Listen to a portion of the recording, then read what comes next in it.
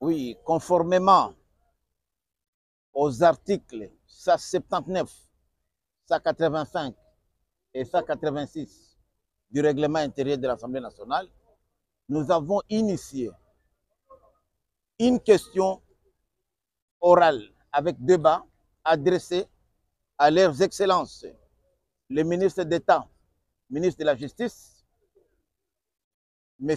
Constant Moutamba, ministre d'État, ministre du Budget, Boji Sangara Aimé, et ministre des Finances, Fouamba.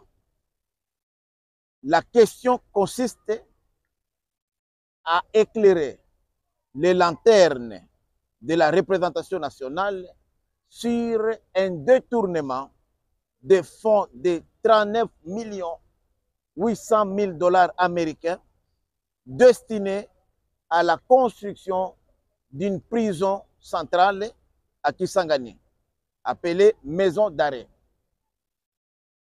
Nous avons été éclairés de constater que sans respect de la procédure légale, notamment le respect de la chaîne de dépenses, il y a aujourd'hui 19 800 000 dollars qui viennent d'être saisis à la Banque centrale. Et là, je félicite le CNRF, notamment son secrétaire exécutif, le premier avocat général, Issoula Adler, saisi de cette mafia que nous pouvons désormais appeler aujourd'hui Moutamba, Boji, Fouamba, Guet, envie de pouvoir saigner les caisses de l'État.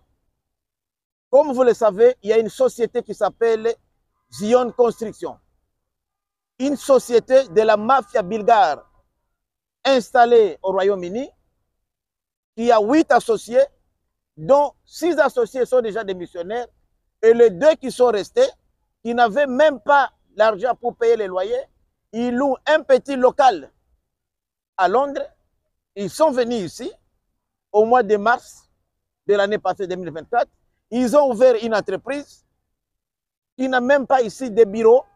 Et cette entreprise-là, sans capacité financière, sans capacité technique, s'est arrogé le kilo d'avoir un gros marché de gré à gré accordé par le ministre Constant Moutamba, donneur de leçons de 39 800 000 dollars. Nous avons réuni toutes les preuves. Notre question consiste à demander à monsieur le ministre Mineta Moutamba, pourquoi y a-t-il urgence à construire une maison d'arrêt à Kisangani qui n'a même pas été prévue dans le budget 2025? Nous avons été à Kisangani, aucun site n'est prévu pour la construction d'une prison. D'ailleurs, la population de Kisangani nous a dit que notre priorité, c'est d'améliorer la desserte en énergie électrique. Nous avons été à Londres visiter ces fameux bureaux-là, dont 6 ont déjà quitté l'entreprise, et ce sont les 2 aventuriers qui sont venus ici en acquaintance avec Moutamba, avec Boji et Fouamba. Ils ont réussi à faire décaisser du trésor public un montant faramineux de 39 800 000 dollars. Vous vous rendez compte, pendant cette période de guerre. Là, nous donnons raison à Nanga, qui avait dit qu'il avait ses représentants dans le gouvernement comme dans les institutions du pays.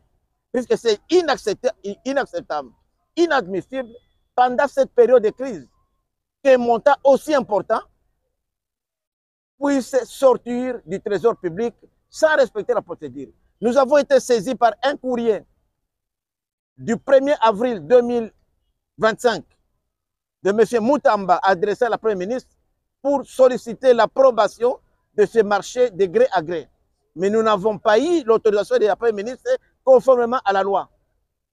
Nous demandons au ministre d'État Boji de nous donner les DTO, le numéro des DTO, et sur base de quoi il a liquidé, puisque la direction générale qui s'occupe des passations et des marchés a écrit au ministre pour lui accorder cet avantage-là.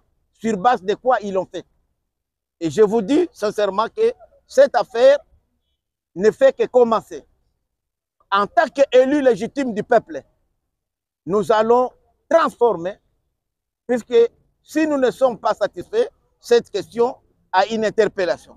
Et déjà, nous avons déjà commencé en même temps à récolter des signatures conformément à notre règlement intérieur pour présenter leur motion de défiance, puisque ces ministres-là sont indignes d'être ministres de la République, pendant que le chef de l'État ne dort pas jour et nuit, pendant que nous sommes en train de négocier un accord important, minerai contre paix, et que les Américains nous ont dit que le premier critère d'abord, c'est le respect de la bonne gouvernance. C'est la lutte contre la corruption. Et lorsque nous voyons deux ministres aussi importants à qui le chef de l'État a fait confiance, sont eux-mêmes devenus les premiers détourneurs et donneurs de leçons, cela laisse à désirer. Nous ne faisons qu'exercer notre mandat parlementaire. C'est ça le contrôle parlementaire. Vous savez aujourd'hui qu'il y a le pacte social. Quand vous avez suivi le pacte social, la première recommandation, c'est d'abord la dissolution du Parlement. Pourquoi? Puisque le Parlement ne fait pas son travail. Et nous, nous disons, nous n'allons pas nous laisser tomber. Nous allons poursuivre ces ministres verrés. Bientôt, ça c'est un projet d'urgence, ils vont se présenter ici. Nous allons leur donner l'occasion de se justifier, puisque les preuves que nous détenons sont des preuves accablantes. Et au moment où nous vous parlons, les 19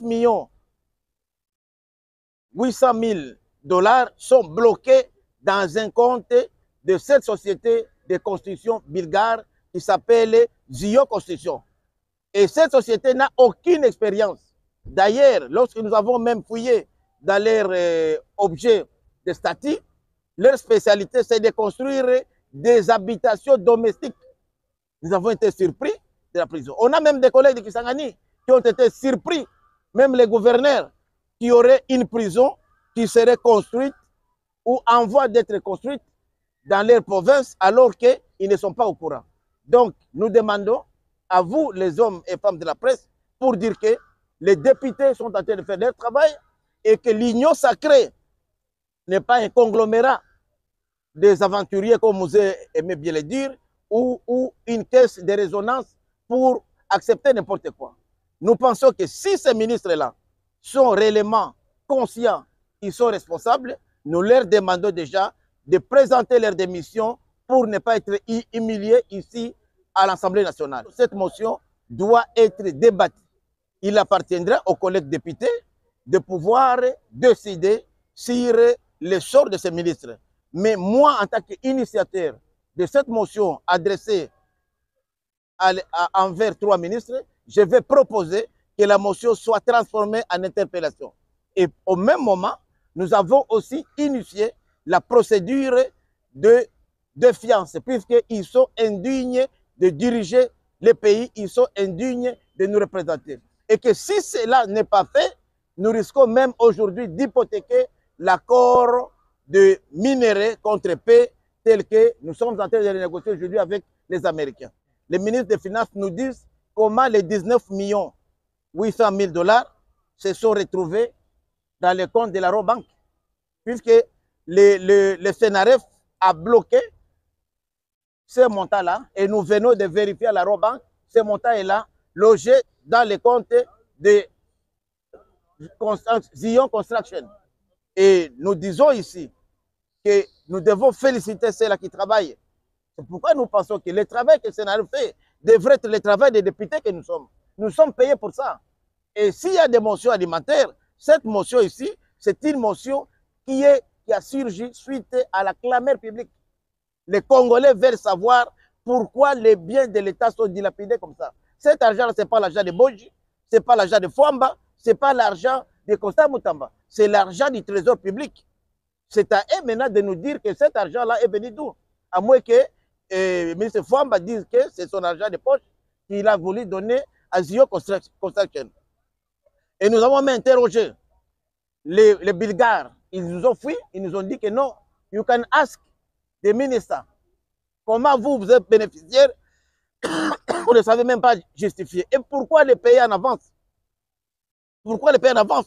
Et je vous dis, il n'y a même pas de site à Kisangani où serait érigée une certaine maison d'arrêt. Voilà l'arnaque. Moutambala qui parle jour et nuit, donner des leçons. Et encore plus loin, même Moutamba est dans des combines avec le sénateur Moutamba. C'est notre dossier où ils sont en train de saisir des maisons des gens.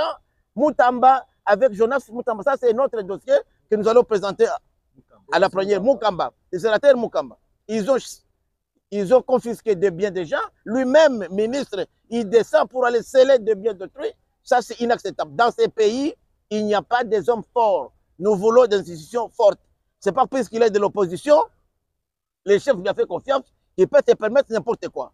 Et je dis ici, tout est haut, que le chef de l'État ne peut pas accepter ce genre de mauvaise gouvernance. Merci. Puisque cela est en train de se répercuter sur notre famille politique et de notre législature. Merci, Excellence.